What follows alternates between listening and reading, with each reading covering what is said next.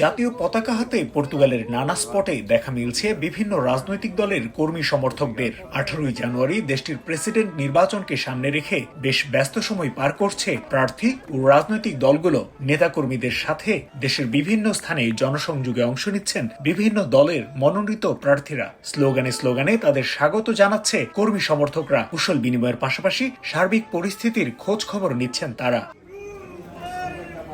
বিভিন্ন এলাকায় ভোটারদের কাছে যাচ্ছেন প্রেসিডেন্ট প্রার্থীরা। নিজেদের নির্বাচনী প্রতিশ্রুতি তুলে ধরে ভোট চাইছেন তারা। সেই সাথে নির্বাচনের ঠিক আগ মুহূর্তের সার্বিক পরিস্থিতি নিয়েও চলছে নানা আলোচনা। যিনি নির্বাচিত হন তিনি মানবিক পর্তুগালের ধারা অব্যাহত রাখতে প্রয়োজনীয় পদক্ষেপ নেবেন বলে আশা দেশটির নাগরিকত্ব নেওয়া বাংলাদেশিদের। আগামী দিনে যিনি পর্তুগালের প্রেসিডেন্ট হবে উনি মানবিক পর্তুগালের জন্য কাজ করবেন আশা করি।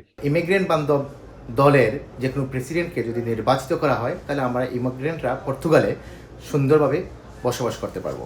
তবে অভিবাসীদের নেতিবাচকভাবে টার্গেট করে প্রচারণা অব্যাহত রেখেছে কট্টর ডানপন্থী প্রেসিডেন্ট প্রার্থী। 18 জানুয়ারি রোববার ভোট গ্রহণকে সামনে রেখে এরই মধ্যে প্রস্তুতি সারছে পর্তুগাল। পোস্টাল ব্যালট পৌঁছে গেছে ভোটারদের হাতে হাতে। এই নির্বাচনের মাধ্যমে প্রেসিডেন্ট হিসেবে নিজের 10 বছর মেয়াদ শেষ করছেন দেশটির অন্যতম জনপ্রিয় প্রেসিডেন্ট মার্সেলো রেভেলো ডি সৌজা।